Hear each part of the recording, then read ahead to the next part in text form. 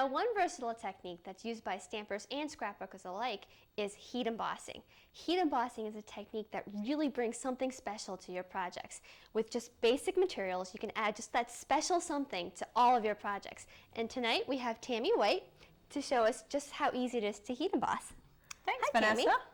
Thanks. Can't wait to get started. This is a really cool technique. It's one of those wows. In fact, this is the very technique that got me hooked on stamping. Like, the thing that I absolutely am just amazed by heat stamping is that, heat embossing is that it really makes these cards look like the ones you purchase in a store. They do have that, it's like that foil texture effect that you see on store-bought cards. Wonderful. All right, let's get started. Excellent. So right now you're going to show us how to make this beautiful card with heat embossing? Yep. All right. Yep, this is just a basic embossed card here. It's done with our In Francais background stamp set and one of our word sets. And this right here would make an excellent card for a wedding. A wedding, anniversary. And all you'd have to do is change the Mr. and Mrs. on the front to make the card good for another occasion, like a birthday. Very clever. You could do with a thank you or something like that. Exactly. This is a piece of our brushed silver cardstock. This is from Stampin' Up. So you probably can't see it on your TV, but it's got a nice silver sheen to it. A really nice color to it. Okay. It's not too in-your-face silver. It's just very nice and subtle. This is a half of an 8.5 by 11. I've cut it in half the long way, and then I'm just going to fold it in half for our card base. So this is what's going to give you the cards that fold up instead of to the side. I'll give you this fold. Okay.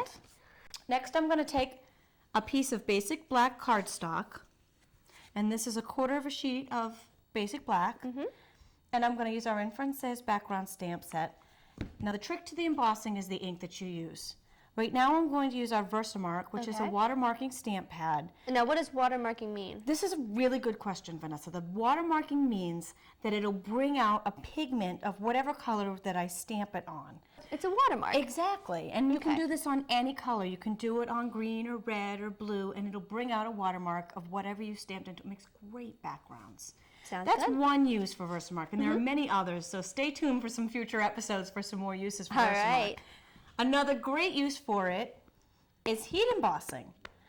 And the reason why is because it stays tacky a little bit longer than our classic inks do. Our classic inks, they dry too quickly to use for this technique. Now, because this stamp set is such a large stamp set, I'm actually going to rub the cardstock onto the background stamp instead of stamping onto the cardstock like I normally do. So once I've done this, I'm just going to peel off this layer, and you can see on the black. Yep, there's just this, like, it's like a darker black image of the stamp right on the paper. Okay. Now I'm going to take one of our powder pal trays here. These are great for any kind of powder that we're working with. And I'm going to take our silver detail Stampin' Emboss powder, and I'm just going to pour right over. Oh, see, that's the great thing about the tray is that you can just use as much of it. Right. I can just pour it right back into the jar once I'm done. There's even a little plug, and you see how this powder has stuck to the image that we've stamped on here. That's the trick of the VersaMark. So anywhere where there was ink, so basically where the stamp was, you get a nice little... So I'm just going to shake off any extra on there. Okay. So now we have our image. And you can't touch this now, right? It's still... It's not set yet. Okay. It's still just powder. Now I'm going to pull the plug out of our tray and pour into the tray any excess that we have here. So in reality, you're only using a very small amount. Yeah, these little jars last forever. These trays are such great ways of siphoning back the powder. Okay. So now we're going to take our heat emboss tool. Now this heat emboss tool is made by Stampin' Up. It's a really great, not only does it get very hot, but it's got some safety mechanisms on it. This metal tip inside gets very, very hot. It blows hot air, not at the force that a hairdryer would, even though it sounds like a hairdryer. It's not quite the same because the hairdryer would blow such force that it would blow our powder right off of our paper. But it's protected so that should that hot tip ever hit your paper by accident, it won't burn and cause a fire. And it's also got this nice safety stand. Okay. I'm going to start at one end, and I'm going to turn this on, and once it starts to heat, you'll immediately see the powder start to melt. And then I'm slowly going to move this across the page. heating up the powder right There now. it Oh, look goes. at that. There it goes. Now I'm Wow. just slowly going to move this around. And so that's Isn't actually it really cool? nice because you can tell where you've got the heat.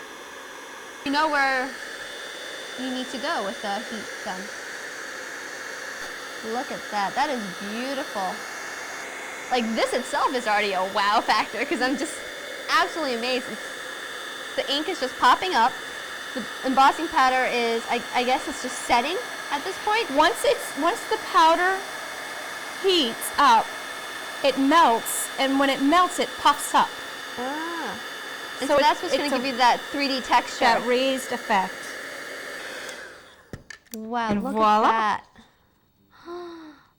And when it's done, it's dry, you can touch it.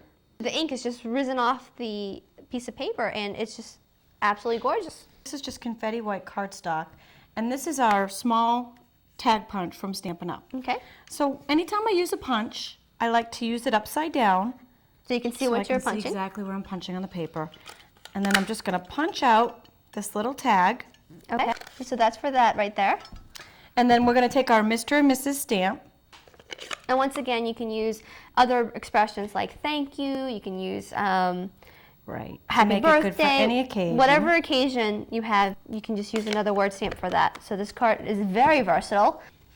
Now after I've punched and stamped the smaller of the tags, I'm using, it looks exactly the same, but it's just a hair bigger Okay. than the small tag punch. This is the large tag punch. Okay. And why Again, would you use a large tag? This is a really good question because Oh, look at that. the small tag layers perfectly inside the large tag. So it's just the right amount. And it of gives difference. us just a little layer for just a little depth. Beautiful. All right, so now we have these two pieces. How do you stick the little piece onto the big piece? Okay, to adhere this, we're going to take some of our snail adhesive and we're just going to attach. There we go. And then we have our tag. And we're going to use a little And hole punch. this is a 1/16 of an inch hole punch. So it's smaller than your standard hole punch. Very, very small, Okay. just to punch a tiny little hole in there. And I'm going to take a little bit of our silver cord. This is also available from Stampin' Up. So that 16th inch hole punch is just the perfect size for the silver cord. Okay. Right, it just goes through there very All right, nicely. so we've got that going. Now, you see this neat little strip on here. Yeah, it's nice and crinkled. I'm going to take just a small strip of our brushed silver cardstock. Okay. What is that? This is a fun tool. This is called the crimper. This is what I call a nice toy. I love the toys. This has two rollers in it that are corrugated, and what I'm going to do is there are two arrows Okay. on the front. I'm going to take this piece of brushed silver, just follow the arrows, placing it in between the two, and turn away while I'm squeezing the handle. Oh my goodness, look at that. So you put a flat piece in and you get this on the other side. How cool is that? That's crimping, and you can do that with any color, any kind of paper. So you can actually use the crimper to like make like fluff or Exactly, bits and stuff yeah, like make that. your confetti. Now I'm going to take the snail again Okay. and just attach a little bit to the back of this and place that on. Now I have a little bit of overhang here. So I'm going to just take our scissors Okay. and snip off the overhang. And then we're just going to tie this ribbon. This is our white taffeta ribbon. Just tie that right there. And we'll take our tag.